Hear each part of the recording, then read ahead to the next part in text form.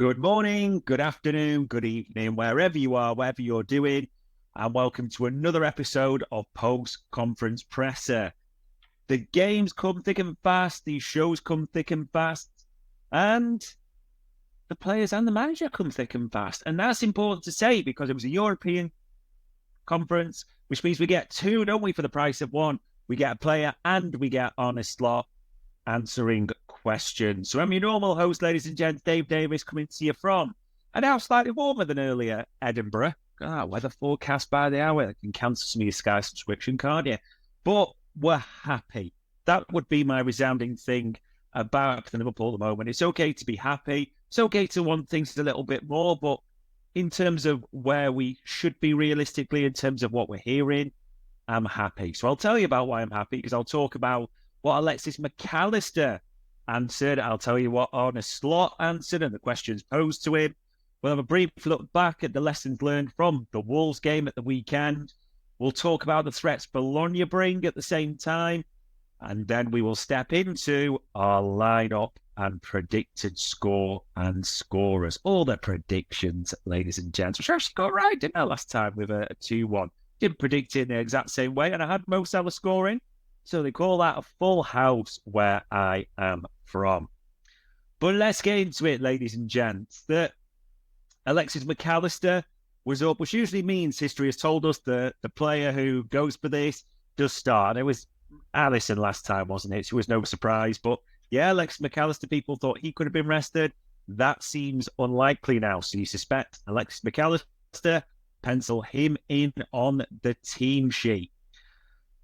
Now, I'm just going to signpost this, that some of the questions are a bit like general, for McAllister and for Slot, but there's still little bits of gold dust, I think, that just sort of drift out, just echo from just a little small comments almost, I'd say. They're just resounding, and yeah, I like him. I'm not going to lie. So we're going to talk about mediocrity and not accepting it. We're going to talk about the midfield. We're going to talk about all sorts, but more importantly, we're going to talk about what McAllister and Slot talked about. So the first question up, Alexis McAllister was asked about 4 wins since Nottingham Forest. He said, yeah, it's important for us to see the way we respond, and we've done it very well. We worked on certain details, let's say.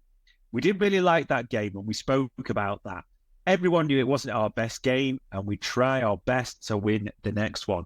Feels like we've spoken about Nottingham Forest so many times, almost more than we've ever done in their history, just because that's the one blemish on the record, as it were. But everything we've heard since then, we've liked. It's good that they've spoken about it. You can imagine Slot and the team were quite honest in their thoughts about it. But 4 on the bounce, 4 wins on the bounce since then tells us good things. We have to be positive about that. Now, they won't stop asking these journos about a title race or trophies, will they? Despite the fact we're only 8 games into a freaking season. Sabine O'Connor asked, are we better equipped to go further than last season and be in a title race? He said, I could say a lot of things, but we have to show it. It's not about talking about it, but showing it. And we have an amazing team as we had last season as well. So we'll try our best to win every game we play. And then in January, February, we'll see if we're capable of winning a trophy. Everyone's referencing this point, aren't they? It's almost like if you think of the comments recently. Arne Slot mentioned about, don't look at the table, 6 games, it's 19 games in. Virgil van Dijk said the other day about January, then we look. And now McAllister is talking about it as well. It's almost like they've agreed in the squad, let's get to January and then we'll see where we are, whether we can talk and anything. And people might say, well, why mention that? But it'd be easy to just go like game at a time, platitudes, straight bats down the ground for 4, no issues at all. But they're mentioning January every time now. So it's clearly something that's being discussed in the squad, which is interesting. He was also asked about, what are you enjoying your football and the midfield situation and how that's going on, which I liked. He said, well, maybe last season I played most of the year as a 6. My position is quite different, but at the same time, we do have a lot of freedom. We have to try and have a structure, and we know where our teammates are going to be, but we have our freedom. Sometimes it could just be Ryan as the 6. Sometimes it could be a double 6 and maybe Dom as the 10. So it changes a lot during the game. I feel really comfortable and I like the idea. I'm really enjoying my football, and hopefully tomorrow we can show it. And I'm going to bring in another question he was asked. He's asked about almost comparing it in that midfield to what he's being asked to under Slot and Jurgen Klopp. So I'm going to leave that in. He said, between him and Jurgen, the principles are largely the same. There's not a huge difference. Now we have more of a structure and some patterns we know or we're trying to improve. So that's the main difference. Between that, there's not much to add. At the same time, we shouldn't just talk about us three, but we have amazing players like Curtis, Endo, and Harvey. All of them are important, and we want to compete between us and get better. Love this answer. I think that is a bit of an insight. And when he answered it about more of a structure under Slot, let's just be clear. He's not saying there wasn't one under Jurgen Klopp, but, as people might allude to. What he's saying is, it's very much defined now of out of possession where you have to be. There is a bit of freedom. It doesn't always just have to be a 6 sitting. And we've seen that, like the United game when they were all going, weren't they? Gravenberch pressed aggressively. We've seen that at times. And Slot's mentioned that there is certain flexibility, which is great, but there's certain non-negotiables. And it is about that element of control, which, let's be honest, is playing a part in us conceding the lowest XG, only conceding 2 goals in the league and just reducing the amount of big chances we're giving up. So I like he alluded to that. And I like that he's mentioning the others as well, because Curtis Jones did well in a couple of cameos when he's come on recently. I'll come back to him later. Endo did very well in the Carabao. Harvey still got to come back. So it's not just all about 3 players in the midfield, despite it's clear being that it's their shirt to lose at the moment. But I loved what he said there. Almost very mature, statesman-like from Maka. And then he was also asked about, have you got that momentum and is that playing a part? He said, definitely. We have an amazing team with very good players and a good coach. When you play for Liverpool, you have to be up there. That's what we try and what we want. But it's quite early. There's still a lot of time left to see if we're in a title race. Again, love that momentum changes quickly in football, doesn't it? And it's amazing from that Forest, just a few wins on the bounce. And let's be honest, it'll lead into tomorrow night and what we expect from this Bologna, another 3 points. There's no doubts about it this time for the Champions League and trying to get in the top 8, which sounds mental just saying, but those are the facts, aren't they, realistically? But it's still so early in the season. And as we've said, and many people have said, October will be a real litmus test, as it were. It's that September fixture list was favourable. You can only beat what's in front of you. It's the old platitude, but yeah, there's bigger tests to come. There was other things, but those were the big call-outs, I'd say, from McAllister's press conference. Then Arne Slot, the head coach, takes the stage, and he said some very interesting things. Firstly, he was asked about Jota and Chiesa. Now, I'd said earlier in Daily Red that they weren't in training, so you'd seen tweets about Jota having a minor foot injury, Chiesa not in training, like, what's the, where are we, Jota's history, a few concerns. What did Arne Slot say? He said, Diogo missed a few sessions since and took a knock, so expecting him to be with us tomorrow and available for the game. Federico trained yesterday, but he came in today with some problems, and we're not expecting him to be in the squad tomorrow. It's a pity for us, as he's been doing well, and we're facing an Italian team, but he will be there for many more European nights to come. He is out, but I'm not expecting him to be out for a long period of time, and maybe there's a chance for Saturday. So actually, you could just report what it is, double injury blow. That could be your easy clickbait headline. But what you could also report is, actually, Joshua should be fine for tomorrow. That's what they believe. Chiesa might even make the weekend. So as much as there's 2 injury concerns, they're not big, they're not long-term. So I am taking that from what we saw when they weren't in training, especially with Jota's history, a lot better than it could have been.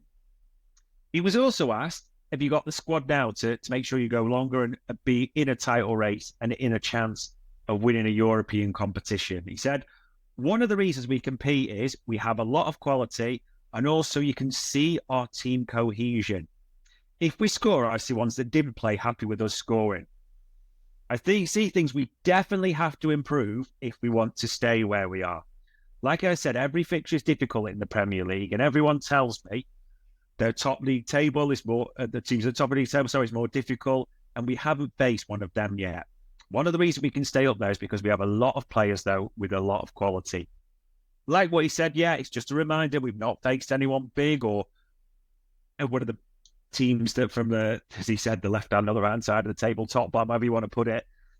So there's that. But he was also right, and you saw it at the weekend when Konate gets that header for the first from Jota's cross. You can see players coming off the bench. There's quite a few comments. Chiesa's going mentally. It's good to see they're all in it together, which is really important. That team, as he put it, cohesion and unity, I would say. I'm really enjoying that. And it probably leads to the questions he was asked about how are the players coming in, to find it harder when they don't start. So there's two questions here. And people picked up sort of the Cody Gakpo, Luis Diaz, and he said, well, you picked two now, but I also think the likes of Jones, Costas, Joe Gomez, and Connor Bradley. And I forget a few maybe, so it wasn't maybe the wisest thing to name them. So the question a couple of seconds ago was why, you can compete at levels, and the answer is because we have a lot of quality. We're really pleased to see when we need a player, he shows up, but we have even tougher fixtures coming up. Supporting cast has showed up. Look at how they did against West Ham in the Carabao. Endo, Jones, even Jones with a good cameo, it's important to say, against Wolves. I think he was quite useful there as well. But Tsimikas, you look at Tsimikas in the San Siro, horrendous shooting, some of the worst shooting, like a competition winner type of thing, or one of those trying to win 50 grand from the halfway line type of jobs. But did okay, didn't he? Yeah, players are coming in, aside from the Wild, giving away the first goal again. But that's throwing the header at the West Ham. That will live long in the memory, won't it? But what I'm saying is, players coming in are having an impact. That is all you can ask. And as I said, he was asked about it's harder when they don't start. So it's not too hard because they have quality, but because we work hard and we're really involved in the team process. Sometimes what makes it hard is to make the decision, not because they have quality, as if they didn't have quality, they wouldn't play here. If they make my life hard, it's difficult to tell them they don't play when they've trained so well. It's part of my job, though, their lives, and we know how it works. If you're going to be part of a top club, there's competition, and all of them are handling the situation really well.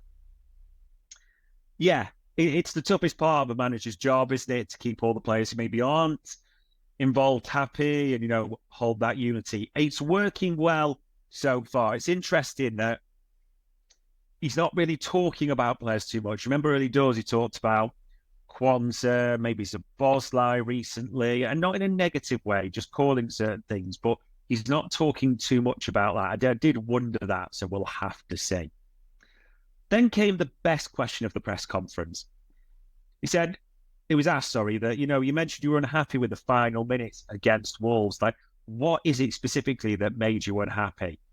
And then, to be fair, the journalist, I don't know who it is, gave us this, and this, and pretty much was Bob on the money. And as Slot laughed and said, yeah, you've already given us an answer, so you can maybe sit on this chair going forward.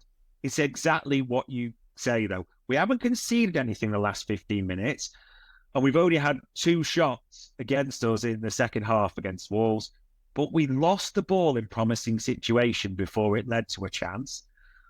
Also, we lost the ball a few times before it even got to a promising situation.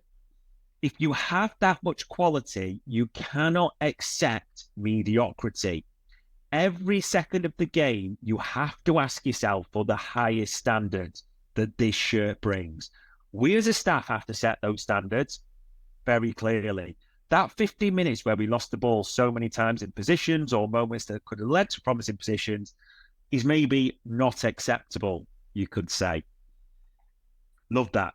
Absolutely love that. There's no element of, listen, we won it, we don't need to big this up. It's like, no, these standards are in place for the entire game, and it's not acceptable to dip below these standards. And it's not that they weren't trying, it's just, as we say, we gave the ball away. We wasted promising positions, didn't we? So much against Wolves.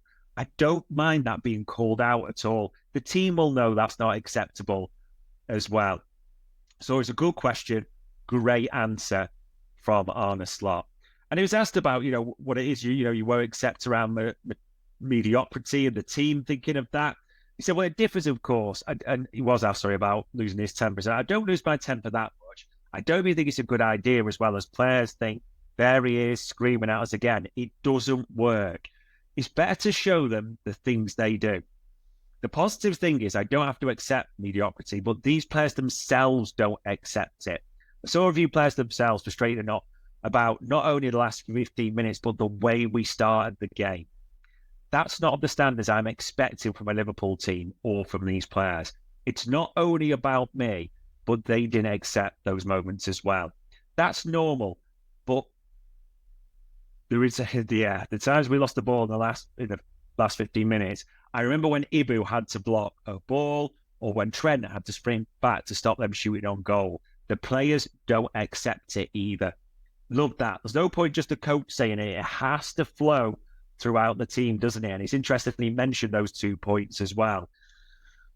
The players, and he's right. There's no point in he's not a screamer and shouter. He's very intelligent guy. It's becoming clear, but he's not for 1 second, just because he's not a screamer and a shouter, remotely afraid to point out when it's not good enough or it could be better. And I love that. He's coming across in a great way as what he demands is top level all the time.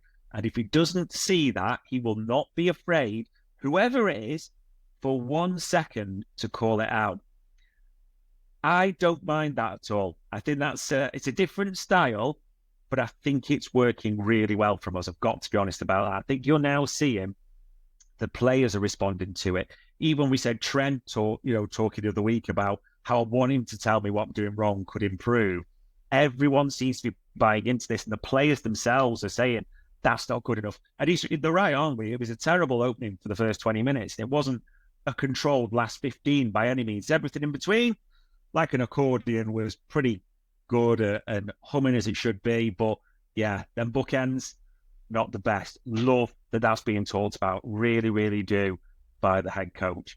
And then the final bit he talked about, which I also liked, was about he was asked about freedom and structure, and players have mentioned that. So he referenced McAllister, what freedom structure they're given. He said, well, I'm pleased he said this, as that's what I'm looking for.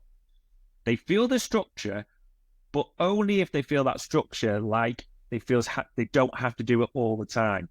But they do have to do it when we don't have the ball. Then there's no room for freedom. Then it's just hard work and doing what they have to do. When we have the ball in the last third of the pitch, we give it to those attacking players as much as we can in certain positions. It has a lot to do with the individual quality of the players then, and they should feel that freedom, even if they don't have that as much as they think they have. Love that. Absolutely loving the way you talk about freedom. With the ball, go and express yourself. There is freedom. We work on patterns. You can see that from this slot side, can't you, on what we're trying to do. But they want them to express themselves, get in attacking positions, create quality chances. What it's about. Anyone notice how we're not taking as many long shots as we used to? Not a bad thing at all. At the same time, I also love hearing, there are no exceptions for anyone out of possession. Back in to that setup, and people will talk about, getting into the 4-2-4, or however you want to say, but there's no exceptions. Everyone has to do it. Everyone has to work hard. I love that he's talking about that. And you have to say these players are buying into that idea early doors. You can see it with your eyes. It's the eye test, isn't it? And the way they're working out of possession, like really well, like dogs. Even this Wolves game on the weekend, you're seeing Salah covering back, aren't you? I mean, Salah won 2 headers in the box. There are no exceptions. Everyone has their responsibility. I love that that's coming through. So we'll finish the press conference on that bit, ladies and gents. I won't talk too much about Wolves because we know the results. We've talked about that to death. I'll move on to Bologna's threats. I mean, people look at this different ways. And Slot said this. He goes, I'm only looking at it one way. Everyone's telling me they only have won 1 game. But I'm looking at it that they've only lost 1 game, which is absolutely true. And they play with the style where they mark all over the pitch like Atalanta did, and we know what happened there. We know how hard it is to face an Italian team, so we don't underestimate them at all. Just to be clear, Bologna are not Atalanta by any means. The Atalanta and Gasperini are unique, but it's interesting. It's like a little, I like that reminder of that, like, don't get carried away with this. Is that hoping that translates to the players? It's an interesting one. I mean, they drew at the weekend, but they played with 10 men, and funnily enough, Atalanta actually only got their equaliser right in the dying seconds, very, very late. But you look at Bologna, and you think they lost Xerxes, they lost Calafiori, and more importantly, they lost Motta to Juventus in the summer. So 3 big people, the biggest, and probably maybe the 2 best players for them, or the most important, you could argue. Xerxes, top scorer, Calafiori, sensational, as we know. They've got some good players. I mean, it's worth keeping an eye on young Santiago Castro, who came from Vélez Sarsfield in Argentina. So shout out to Tom Robinson on this one. He said he's well worth keeping an eye on, that they wondered how he developed, but he's starting to show real promise. It will be interesting to see how he gets on. I mean, he's got 3 goals already this season. They're a funny team because they sit 13th in Serie A. Like I said, they won one, but they've only lost 1. They are draw specialists, drawn 4. Don't score many, 7 goals, and we know Castro's got 3 of those. But they do ship 9, and they have shipped a few goals in the cup as well. So it's not like I suppose the idea seems they'll keep it tight, but they're still a -2 goal difference. So that's worth factoring in at the same time. There can always be, I mean, it's the Champions League, so you should never say there's any give-me's. But in terms of it, I think you have to be honest on this. If you look at everyone in the Champions League and from that pot, considering we got Real and Leverkusen from 1 and 2, this Bologna is a decent draw, especially at home. There is no excuses for not beating these. There really isn't at all. You can't get away from that. You cannot change that or undersell that at all. You expect to beat Bologna at home. So now it comes to lineup and predictions. I'm actually thinking, to be honest, we might see quite a few, maybe 4 or 5 changes for this one, because you have to look ahead with Crystal Palace being the 12:30 on Saturday. A few knocks and games coming thick and fast. So I'll tell you what my lineup is in this. Alisson starts. Trent, VVD retain their place as 3 of the back 5.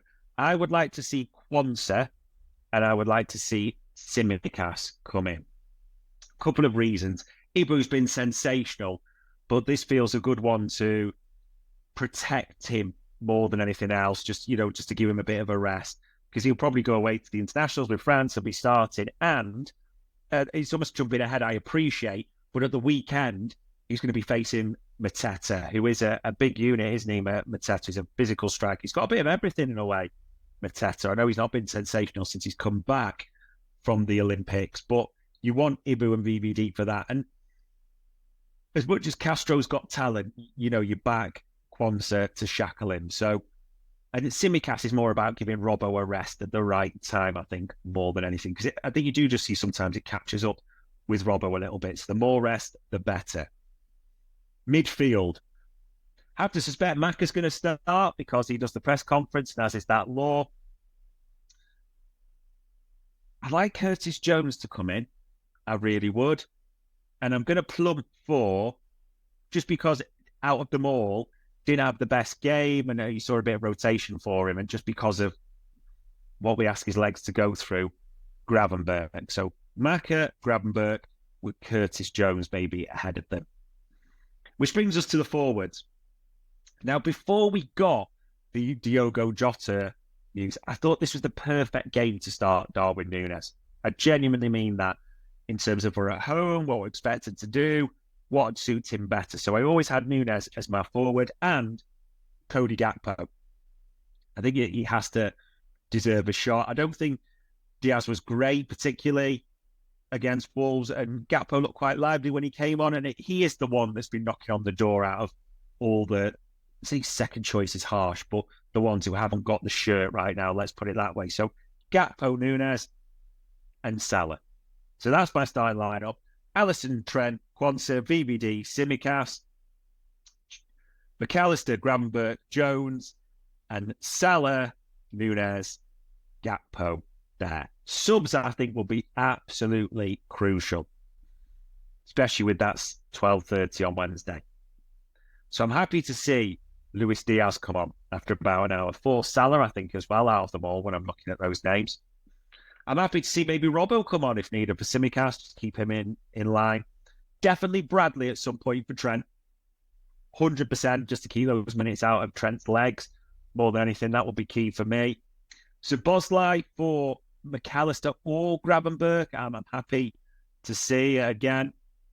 Then you've also got likes of Joe Gomez, people maybe trading Ione, Tyler Morton in training. They could make the bench, who knows? But I do think that out of all the games to rotate, Bologna does seem the best one when you look at paper, just before the international break as well at the same time. If you think that Nunez isn't going away, Jones isn't going away, he's too old for the 21s now, isn't he?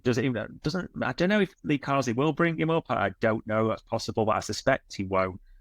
It's just easy to make those rotations for me. Personal opinion, you may see it far, far differently. Which then comes, ladies and gents, towards what the scorers and all that will be. 3-0 in this one, I'm going Anfield under the lights. Listen, just say, it's easy just to nonchalantly go 3-0. No, it's Anfield under the lights. It's the Champions League again. It's special ground. It's a special competition. Liverpool, I'm hoping, will be thinking, let's make a statement. This is the one where you think, let's get this put to bed early. Doesn't always work that way. And then make the substitution. So I am going 3-0. And Mo Salah to be amongst the scorers there. So 3-0, Salah to be amongst the scorers. Plenty of rotation. That would be the dream night, wouldn't it, in that regard? We didn't get the good news earlier in the day about Diogo Jota and Federico Chiesa, but now we've got the full news from Arne Slot. It's not really that bad, and Jota would be no surprise if he's on the bench for tomorrow, would it? So there we go, ladies and gents. In about 24 hours' time, we will be facing Bologna. On Tuesday, the 1st of October, that was another post-conference presser at Anfield Index.